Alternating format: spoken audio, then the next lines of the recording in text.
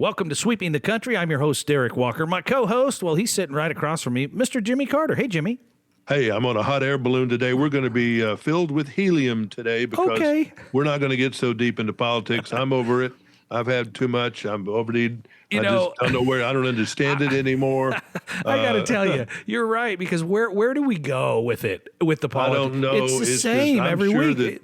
I'm sure the president wishes he never got involved with this. Because it's like trying to count the grains of sand at the ocean. Yes, true. Just changing all the time, and and dealing with these brokers in the Middle East. This has been a problem since days before Jesus. You had to bring it up, didn't you?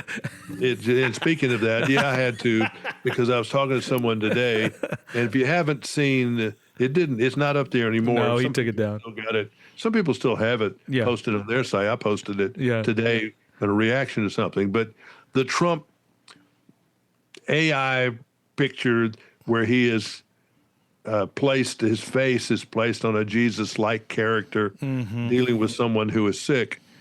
And, that didn't go over well at all with most of the Christian community. They're pretty that's fair. upset about it.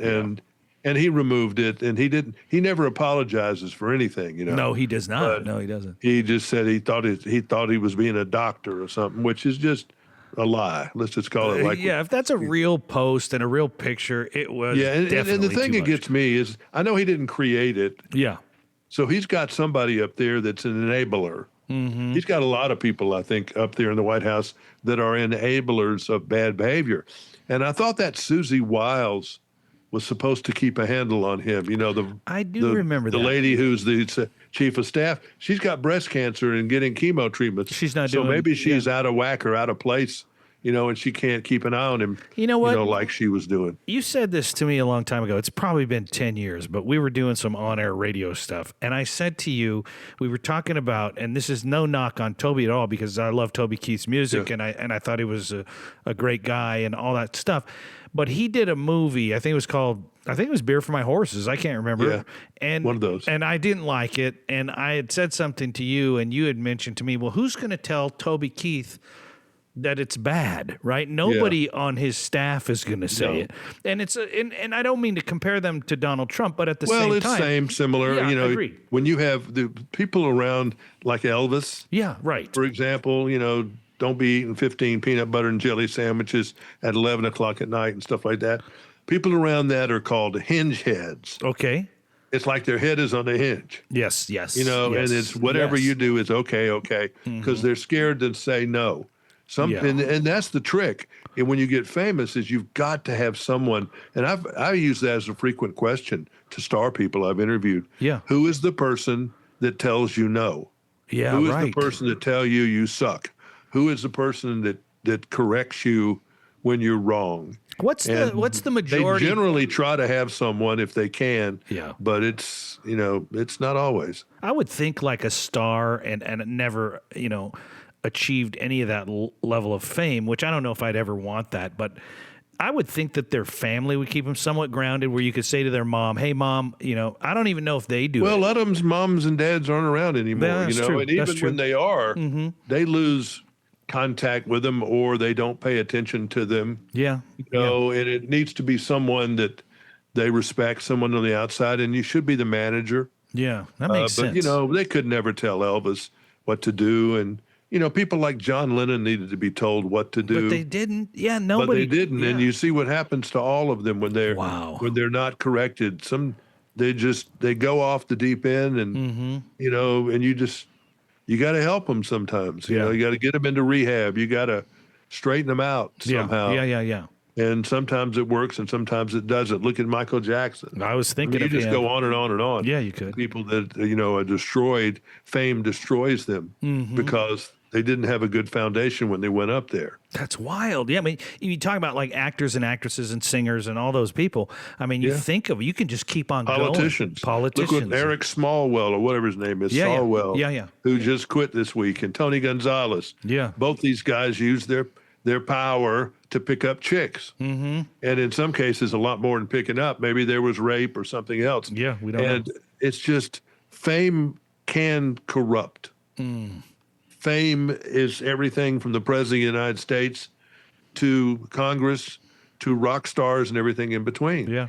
You know, people act funny, or people, you know, and some of these people like that, what's his name, that everybody, that had the private island. How could I? Oh, Epstein. Epstein. Yeah, yeah. I've tried to forget his name. Yeah, no kidding. Even with people around Epstein, I guarantee you, some of those people were just in awe of him because he had the trappings of power. Yeah, yeah. And that's why they even gave him the time of day in the first place. Mm-hmm. They thought they could get some money out of it, some fame out of it. Sure. They were trying to get something out of him. Right. And then he turns the tables on them and, you know, got themselves in a jam that many of them are screwed up the rest of their life. Yeah, no kidding.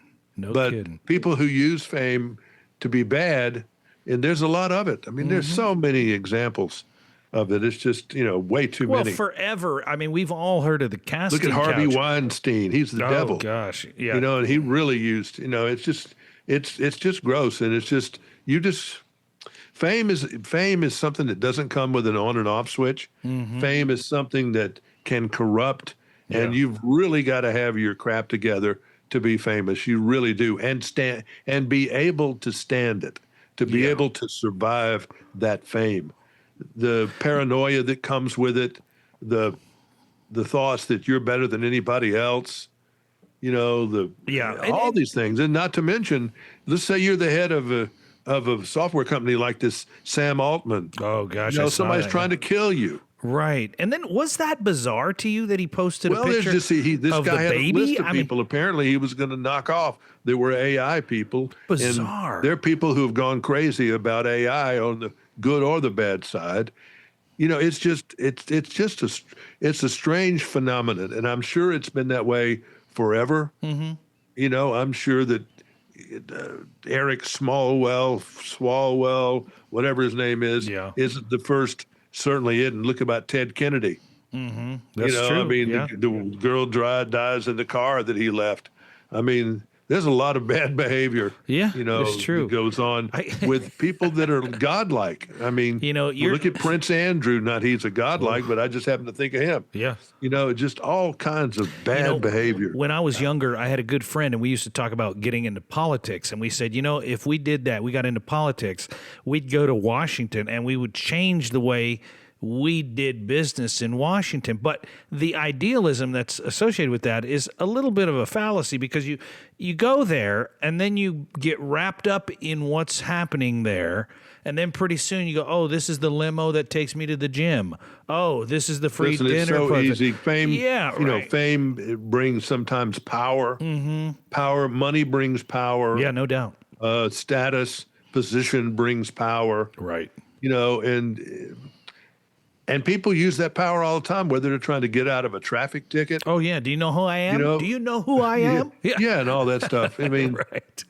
I've really spent a lot of time on this subject because tell. I've been around it and worked with it my whole life. For people that don't know, I mean, Jimmy, obviously with your YouTube channel and all the red carpet stuff and television with the Johnny Cash, you know, show production and Mandrell and all that stuff. For people that don't know, just out of the back of your mind, how many celebrity interviews and probably friendships as well have you done in your lifetime? I mean, let's just throw a number out there. Well, I mean, put it this way: anybody you ever heard of that was a star, any kind of big star, that was around in the 80s or 90s in country music, I produced, I was worked with, I've been on shows with. It's crazy. Everybody. There's not anybody of that list of country. And of the 60 pop stars, you know, most of them, I didn't do the Beatles, but I mean, I sure was with a lot of them over the years. And then throw in the movie stars. 70s too. I mean, I was in radio in the 70s. I had friends that owned radio stations in the 60s. Mm-hmm. You know, I had a father that was a judge and was involved with a lot of stuff. I mean, you know, I mean, I've just been involved around it as a producer, as an on-air person since 1970, really. To now. And a now, lot of 68, really, till now. A lot of what you're talking about and what you've seen, you didn't hear from somebody else. It's firsthand. No, I mean, I was in California a couple days a week for 15, 18 years. Yeah. every week I was out there nearly. Wow. I had friends in Beverly Hills and, that Crazy. were famous directors at ABC, and I'm like a second father to me. Yeah. One So of them. you've seen it all, and you see exactly I what it have does. seen it all, Yeah. and I've seen a lot of people handle it really well, Yeah. and I've seen a lot of people that didn't handle it worth a damn. And I can think of a lot of them, and I can think of that guy that he'll help me with his name. I just happen, I always tell people, tell me the first thing you think of when you're talking about something. Okay. The guy was a fat guy on Saturday Night Live. Chris Farley. Yeah, I remember seeing him pull up to the Four Seasons Hotel. I just pulled up. He pulled up in a convertible, and he had a couple of women with him or something, and just just a big mess of a person. Oh, he was. Yeah. And he was sloppy, and you just knew he was just going to die. Yeah. And he did. Yeah, he did. But God, it's just you see these people that are on a self-destructive path. Yeah. That aren't built for power. Yeah. I mean, And they're just mentally not set up for it, not prepared for it, and then all of a sudden they get power and money, and poof. they go nuts. He was 33, by the way, when he died. Think That's of how you nothing. would have been at 25, just the 25-year-old Derek. Oh, I would. If it all of a sudden gave you $1 million and yeah. with no strings attached, Hey, that's not. you'd have died. You'd have done something stupid. You know me. I mean, You know me well enough, but that's not fair. You also at 25 would have the same problem. I would have been dumb as a rock. I'm 52, 62, 72. Yeah. Oh, yeah. I mean, Yeah. I'd have gotten some, tacky. Well, I don't know what I'd have done. You better I be really careful don't. here. No. But here's the thing. I remember when Justin Bieber was losing control. Remember when he was egging houses? He's still a and mess. That And guy he is still a mess. But And so is Britney Spears. I could not. Yeah, she's in the news again. But He's gone into rehab. Yeah, I can't imagine that it would be a lot different. I hate to compare myself to Justin Bieber or any of us, but I think we would be just as out of control at that age. There I are really only do. a few child stars in music and movies and TV and all that stuff that really came out on the other side good. Ron Howard is probably the best example. that's a great Shirley example. Temple is another one. Yeah. But heck, you can just almost name them on one hand. How about Leanne Rimes? I think she did a pretty good job. Leanne Rimes had some real rough periods in the middle of that somewhere. Yeah. She's come out on the other side. Yeah, But yeah. she had some rough years Interesting. in there, with this husband that she's got now and had for a while. To Eddie Cibrian. When they were first dating Eddie, that was kind of ugly. And That's true. That is true. And she didn't handle it well. I saw her pop off a couple of times behind the scenes when she was a young girl and she was jaded, already. Well, shoot. At some I mean, point. she was, 13 when she started performing? I mean, Yeah, it's just you're not set up. Yeah, You're not that's emotionally interesting. set up. Look at Michael Jackson. He was Oh, a yeah. little bitty boy, and he had to live in a grown people's world and saw, things that he shouldn't have seen at a young age. And That's it true. just, it messes you up. Yeah. It messes you Yeah, up. yeah. And, Tom Cruise, I think he sought religion there somewhere. Oh, yeah. Scientology, wasn't it? In the Scientology Yeah. to save himself. I've always had good experiences around him, Yeah. but I know that he's had a rough time, staying married or picking the wrong ones or whatever he's done. How much of that? over the years. How much of that is? We've talked about the side where if fame gets you, you're popular, you're powerful, you can get anything you want for free or a dime for whatever you want. Yeah. But how much of that also affects you when you rise to that top, the pinnacle, and then you're coming down the other side? Oh, that's a bad deal. I've seen that too many times too. And some people handle it better than others. But, I had a really rich guy who's gone now. I was riding in his Rolls Royce down Interstate 40. I can see I can see me sitting over in the passenger side. He was driving. We were going back to my television station, and I don't know where we'd been. We may have been to lunch or somewhere. And in his beautiful Rolls Royce, and he was a common, he was a very rich man, publisher in town, Buddy Killen, Okay. who should be in the Country Music Hall of Fame. He was a bass player for Hank Sr. When Hank Sr. died. I mean, he was there at the Opry the night Elvis, did an audition. He was one of the biggest publishers in town, Tree Publishing. And we had a lot of. He really took me in, and one of the people that kind of helped me be successful Yeah. in Nashville because he bless me. Yeah, he you liked have you. to be He probably blessed liked by you. somebody Yeah. who's a powerful person to be able to get into some of the stuff that I got into. Yeah. But he told me, he said, I don't know how we got on the subject, but he said, enjoy something because it's not half the fun. It's all the fun is getting to the top of the mountain. Wow. It's not that much fun coming down the other side. Wow. Okay. And then another person said, the half the fun is going up the mountain. There was another mountain analogy, but bottom line is, you don't know how long you're going to stay at the top of the mountain. So enjoy the climb.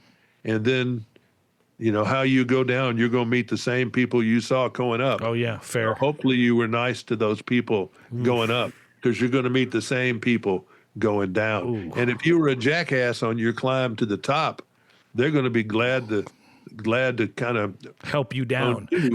when you're on the way down. And Yeah. I've seen that happen. I've seen people be shut out when they can't really understand what happened because you weren't really nice on the other side. Yeah, I think that's fair. I do. And What a fabulous assessment.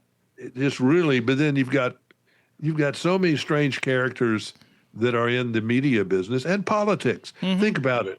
In order to get out there, you've got to be somewhat narcissistic. Oh, You've got to enjoy seeing yourself in the mirror to really get to the top of the ladder. I've interviewed Trump 2 or 3 times, I think. And I've been with him in his office one-on-one. This is pre-presidency. And he was, he had I could tell he was a big personality, and I was certainly, handling him very carefully, but he was kind to me, and I was careful how I asked. I mean, I was on my best behavior. Yeah. Not trying to rile him up about something. And I had nothing but good feelings about the way he was, but I could tell that he was, a powerful guy. And Yeah. and, And it's that- just, you got to learn how to deal with those kind of people, and somehow get to the other side too, because man, it's like dealing with I'm sure a cobra. Some of these people, have those cobra snakes, and Yeah. they can charm them, and then others just get bit and die. Well, many times you've talked about the larger than life personality too, not necessarily a narcissist, but when you look at, people like, and I think it was John Wayne was one of the characters. I say character because I've never met him, so I don't know. Met him. Yeah, I mean that's one of the ones I think you've talked about where he is larger than life. He commands the room. When He was, and walks Clint in. Eastwood was that way. Fascinating. John Wayne was that way. Gregory Peck was that way. Yeah.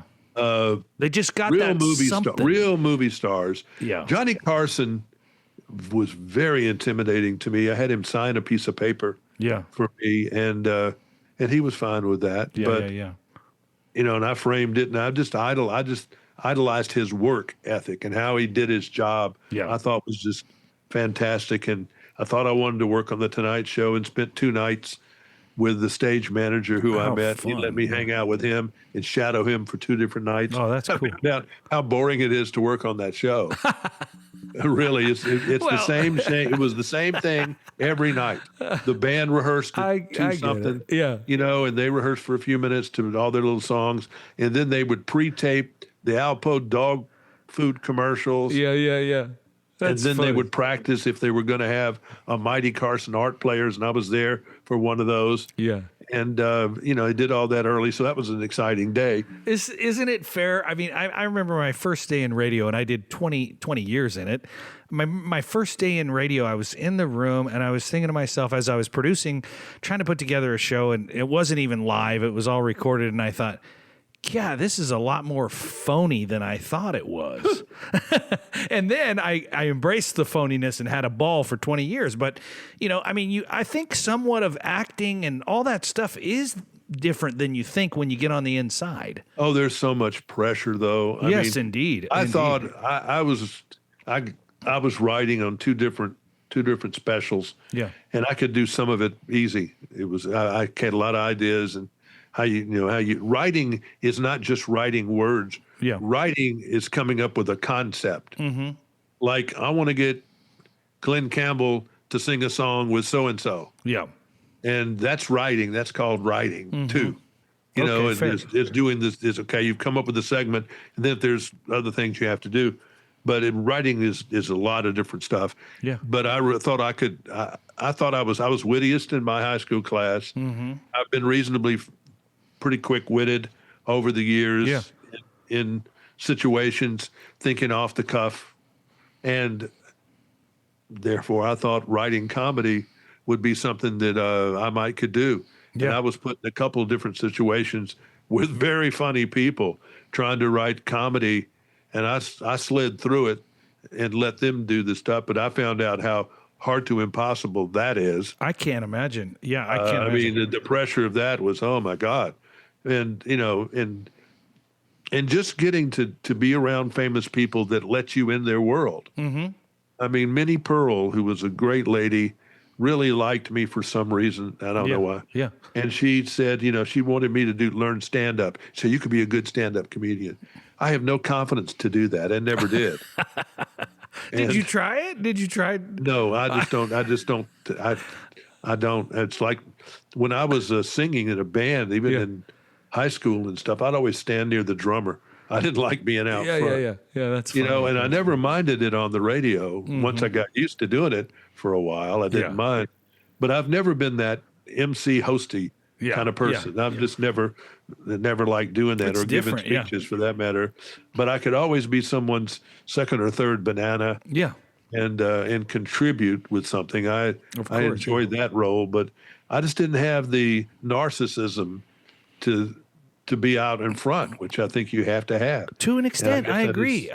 Yeah, I definitely agree. I turned down being a news anchor at one point when I had the opportunity. Yeah. And he wanted me I'd like for you to co-anchor this newscast, and I just said, I don't think that's my role. Wow. And I just didn't have the confidence and couldn't see myself, doing that. I mean, you got to be able to visualize your success. You've got to visualize that you can do this. Mm-hmm. And when it came to trying to create I had to create a character on national television. Every week I did a movie, and I had to come up with some shtick with it. Yeah. All right, like the movie is Volcano with Tommy Lee Jones. Yeah. Can you have the folks build me a volcano, and then I'll come out of it like the volcano has shot me out. Mm-hmm. So we were doing a show at CBS. They created some kind of volcano there with fire coming out the top of it on set and smoke and lights and all this kind of stuff. And then they gave me all these distressed clothes and torn clothes and everything, and made me up with makeup. They actually have dirt makeup where you can make yourself look like you just came out of a deal. Yeah. And so I all that because I came up with that idea. Okay. And then they made it come true. And then I had to come out of that and be funny and still try to do what I was there to do. Was to introduce, a story, and then come out and try to have some unscripted witticisms in the middle of all that. Yeah. And somehow, I don't know how I did it, but I did it. And I don't know how I did it. And I look back at some of those clips and say, how in the hell did I do that? I think you were playing because a character. That's not my personality. I think I was playing a character. Yeah, I think, and that's what Garth Brooks says. Mm-hmm. And some of the other, who was that just this week was talking about we. Kenny Chesney does that. Yeah. They refer to themselves as we. No, I never did anything crazy like that. But I think I probably did assume some kind of character, that maybe it was not a body experience or something. Yeah, I don't think you think about it. I've done a lot of concerts, where it's 50,000 people, and I was the only one talking, right? And maybe somebody was in the crowd, but I mean, it was up front and it was addressing, and I'm not a great public speaker, but I left my body and just took on the character of whoever I was, which was my radio persona. And I did it, and I had no problem. I didn't even get butterflies in my stomach. I just jumped up and did it, but it wasn't me. I mean, it 100% wasn't me. Well, I had to consider, I could not have looked at those cameras and thought about they were a conduit. Yeah, right. There was a live studio audience during all this too. Yeah. Wow. And I just don't know where I got that from, able to do. And I didn't worry about it the night before and all that. I would have now. But I mean, that went on for every week. I had to do something different. You probably could have been an award-winning actor. We don't know. I could have probably been. I was thinking about getting a little more confidence in going in that direction. And I actually He's dead now. Joel something, who was a director of one of the Batman movies, Yeah. and he did a couple of big time movies. He was casting me as a reporter in a movie that he was going to do in Biloxi, Mississippi. And we went and he said, I want you to be the reporter in this. Sean Connery was going to be in it. It was about this cigarette case that 60 Minutes did years ago about taking on the tobacco companies. Whoa, that and was they ended up making a movie with somebody else, but not with Joel and not not with Connery. Is that the movie with not Sandra Bullock? I don't remember, but somebody's yelling at the speaker while we're listening to this. But I went as far. I mean, I had to turn in headshots and I had to fill out. I mean, I got pretty far along in this to be that, to do a scene basically with Connery as a reporter, and I thought that's pretty cool. But I just never kept. And after that blew up, I just said, "Man, that's God telling this me ain't for you. You don't need to be doing this." Was the director Joel Schumacher? Joel Schumacher. Yeah, I thought that was it. He's passed away. Joel thought I was the right person for it. Yeah, and it's weird. I mean, that's how you get jobs like that. Sometimes the directors run into you, and okay, you're a good reporter. We'll have you be the reporter. Great. Yeah, interesting. I don't know. It's just the whole concept. I mean, fame right now is crazy.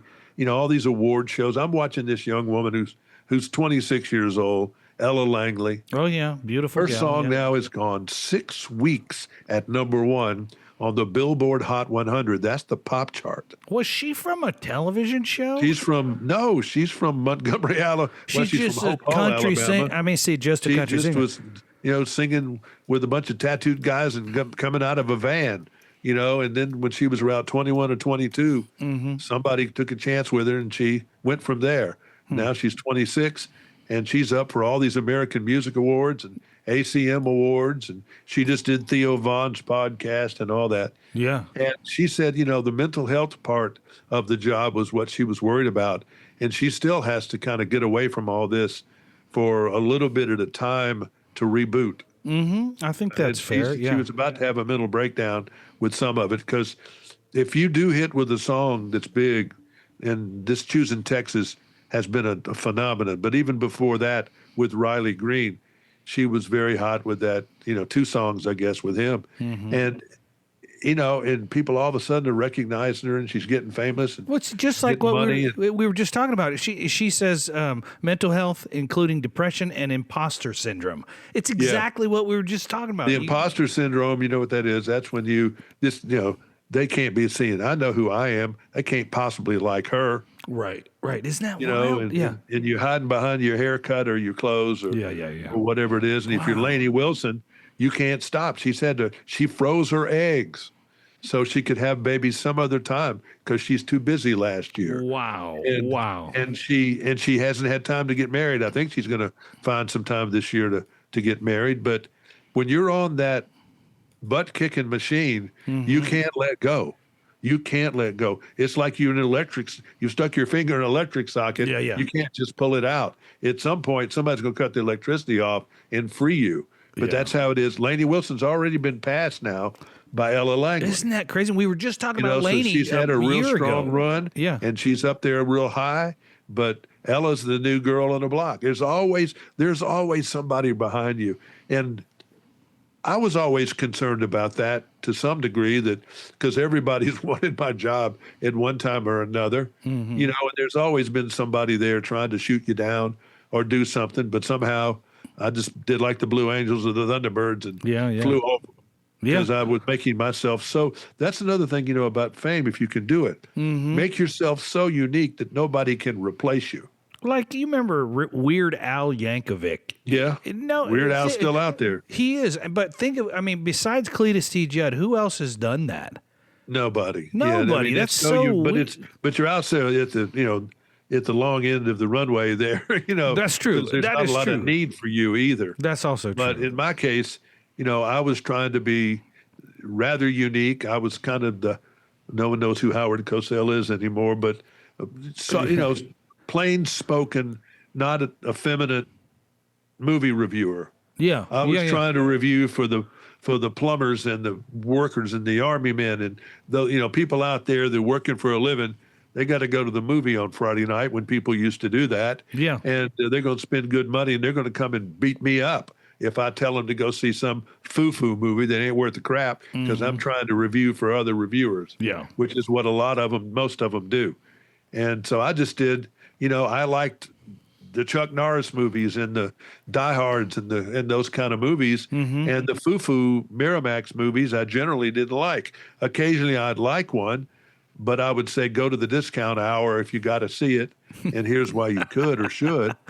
I still use for people that aren't paying attention to what Jimmy's reviews are when we talk about shows on TV and stuff. I still take your advice, like because I know your history. I know what you've done. So when you say, "Oh, it's written pretty well," I'll go, "Okay, he knows what he's talking about. I'm gonna watch it." So I could see how that worked very well for you. I don't think I've ever gotten too far out there on my credit. I mean, I love the TV show. I still love it. Bosch, that's on Prime and sometimes Netflix. Yeah, it's good. And the Jack Ryan shows are great. That's on Prime. Yeah. I've run out of stuff to watch, though, right now. I didn't like Scarpetta. Yeah. Oh, you don't? I was going to watch that. Now I'm not going to watch it. No, don't watch it. It's too much. Okay. It's just too weird. Okay. But this Lioness series on Paramount Plus is really good. Yeah. They're going to come out with a new season of that pretty soon. Landman. I've heard that's great. It's really mostly great. Okay. But Taylor Sheridan is an example of somebody who has hinge heads around him. Oof. And they can't tell him that's a little too far to go. Okay. That's a little too far to go. That's a little too ridiculous. Don't do that. Yeah. He doesn't have a conscious person, and because he's gotten too famous. I got you. Yeah. Same way when he negotiated with Kevin Costner. Yeah. Costner would have stayed on Yellowstone if he had just had the ability to write some scripts in advance and not be doing everything winging a prayer, which is what he does. Right. And sometimes it works for him. In that case, it didn't, because Costner didn't want to get tied up for the whole year for doing Yellowstone. He needed to do some other stuff. Yeah. And they were stretching it out instead of putting it all into, organized where you can shoot your part and move on. Right. And he was having to be there too much when he wasn't working and we weren't doing anything. So I get where Costner was. Yeah, but anyway, the whole point of entertainment is it's a difficult business to be in. Yeah, and modeling is too, and that's it's all kind of similar. That's It's all about this, and it's all about people that are above you that all of a sudden have a little power with their position. Some abuse it, some really abuse it and do bad things, and it's just we live in a crazy world as far as what's going on in the news today. Yeah. It's just we've all run into it in our lives lately. Life is about negotiations. Life is about not always winning your position. That's right. Not always losing your position. That's right but too. It's about not some things do not need to be what's right is right on some things. I'm not gonna we'll just halfway become Muslims if you will do this. No, you're not going to do that. You either are or not. I mean, so that's ridiculous. But, they need to, and I don't think they can, those people in Iran, the clerics, they believe it's their God's command to rid the world of people that aren't like them. I think that's why you can't fair. give them atomic bombs and stuff like that. And Israel thinks everybody's out to get them, and they're like when you've messed with a hornet's nest. Yeah, they're quiet until you mess with a hornet's nest. Yeah, and then they're going to kill everything that's around it. Yeah, that's true. Which is what they're still doing. It's hard to control them. Back off, calm down. Because they know that these people are, just damn determined to kill them.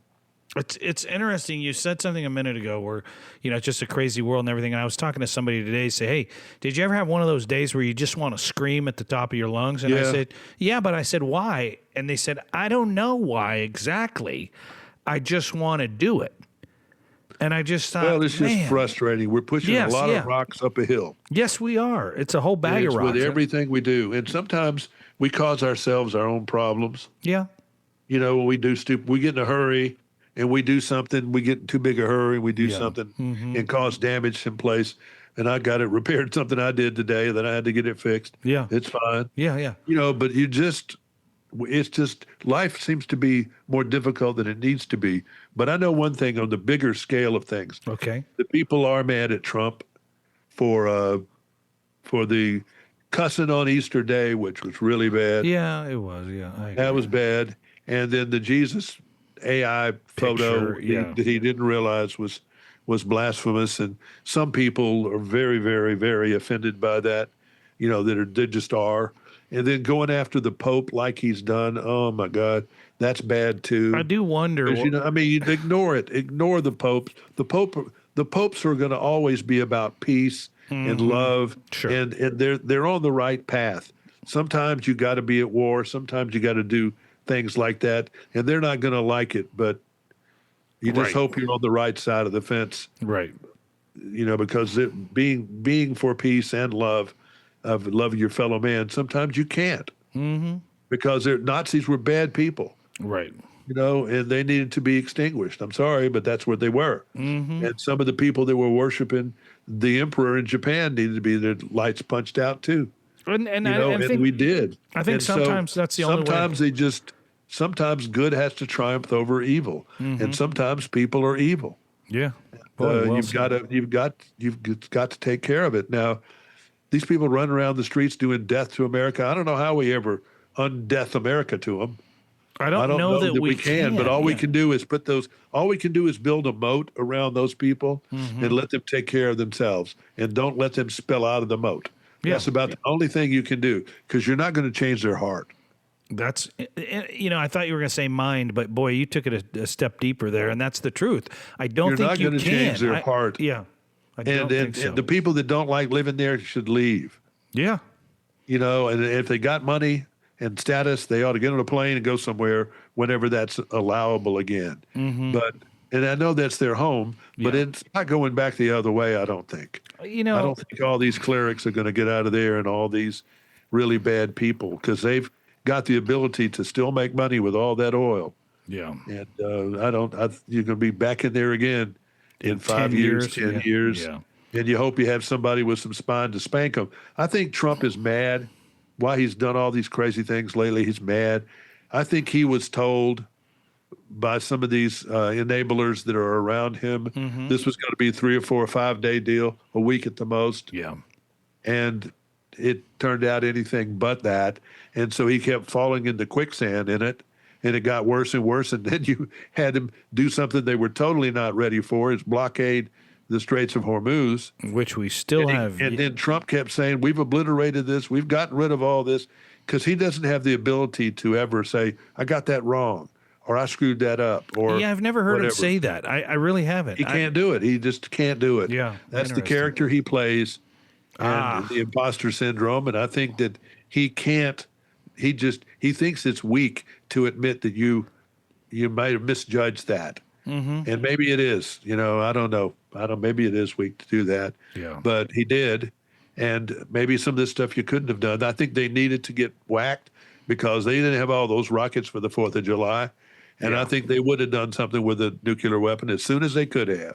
I don't needs see to what be would- done. Yeah, I don't see But what would have somehow stopped I him. think we went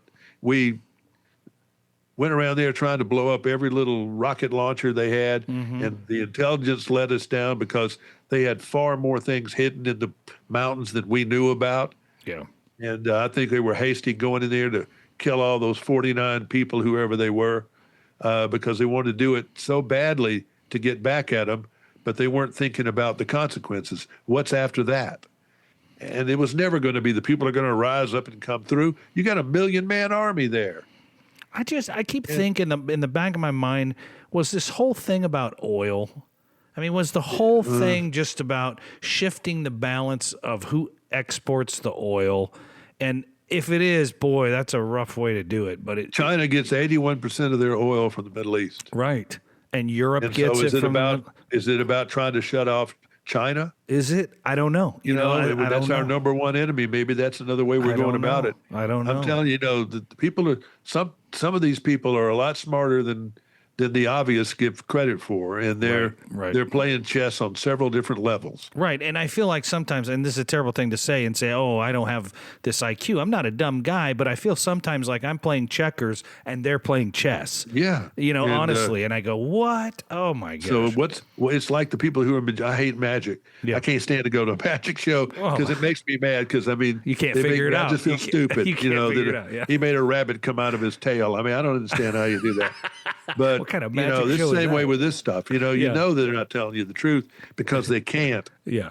And they know a lot more about Then they're things telling than we us. know. Yeah, exactly. And exactly. so, and you just have to have some faith, that something's going to turn out all right. Yeah, I guess. Hopefully Faith. this Wow. will. But I wish somebody would. I wish he had a daughter or a child or somebody. He doesn't have it. The wife apparently doesn't have any control over him. Yeah. They would tell Trump, let's think about this before you do this. Oh gosh, I'm so glad I have that wife. I'd loan her to him, but I don't want to do that. I don't. Yeah, I don't. I'd lose control. But how many times? I mean, my wife has said to me, "Hey, just relax. Think about it for a little bit before you react." And I've always been saved by saying, I don't want to embarrass my children. And before that, I used to say, I don't want to embarrass my dad. Okay. So that kept me reasonably. Nice. I figured they're not going to take me alive, right? If I get caught doing this, right? Because I'm not going to embarrass my father, Wow. And some of that. Isn't that something? So you got to have somebody that you don't want to disappoint, and I think he does, but I just don't know why he does certain things. Who is it? Is it? I mean, I would think he doesn't want to disappoint Barron. And I thought that when you were saying that, but that doesn't seem to affect anything he does. It doesn't seem to. I don't it's even just know. Impulsive. He's very impulsive. Yeah, no doubt. And then that's what scares people because you don't hold somebody that's really impulsive in that job. Right. So I don't know. We say this all the time, but that's why we talked about entertainment today because I scratch my head when I start thinking about, you're not funding the TSA. Right. How stupid is that? You're right. And the whole just thing's a these mess. people that can't negotiate and come to some kind of meeting because they think it makes them weak. It's everywhere, Jimmy. I mean, I deal with it on a daily basis. It's everywhere. It really is. It's everywhere. And I have to remind people, hey, we're both after the same thing. We both want this deal to work. We both want to get paid for it, don't you? Oh, yeah, and we've got so many things we need to accomplish in this country. And yes, we can chew gum and walk at the same time. We can. Yeah, we can. But it just doesn't seem right that, like, for example, United Airlines wants to merge with American and Discover and Paramount want to get together. You're going to end up with just Amazon stores everywhere. Do you remember one movie company and all that stuff? It's not going to be good for us to have that. Do you remember when Amazon first started? No knock on Amazon. I use them. No, I use them to death. But do you remember when that started? It was a bookstore. Yeah. And I don't know when. I have to go back and just see what happened. But I don't know when they flipped the switch. But they did. They flipped the switch. And now it's Amazon is Amazon. It is an Amazon. And I've helped them. I've helped them too. For example, I ordered this week. I needed some little orange flags to mark some place in my yard. Yeah, like a landscape flag or whatever. So this yard character is going to come over and aerate the yard. Won't punch into my irrigation system. Yeah, and all that's that. So I've had to buy those little flags. Yeah, I don't know any store where that was going to be, but I knew I could find it at Amazon. And you got them in 2 days, probably. I got them that next morning. Before you, I get them. We get overnight service. Oh, you got a distribution center. And then I had some. There's no camera store where I'm living now, so I had to order some cards and some different things. Everything is right there. Right. And it's Amazon's just too easy. It's just too easy. It is too easy. They figured it out. Anyway, we've gone long. Thank you, everybody, for listening to us. But it's we appreciate it, and we appreciate it's an unusual week. It is an unusual week, and if you feel like screaming, just go ahead, go into the room, shut the door, and scream. But yes, thank you to our sponsors for being part of Sweeping the Country. And until we do it again next week, and we will, I'm Derik Walker. He is. I'm Jimmy Carter. Good day.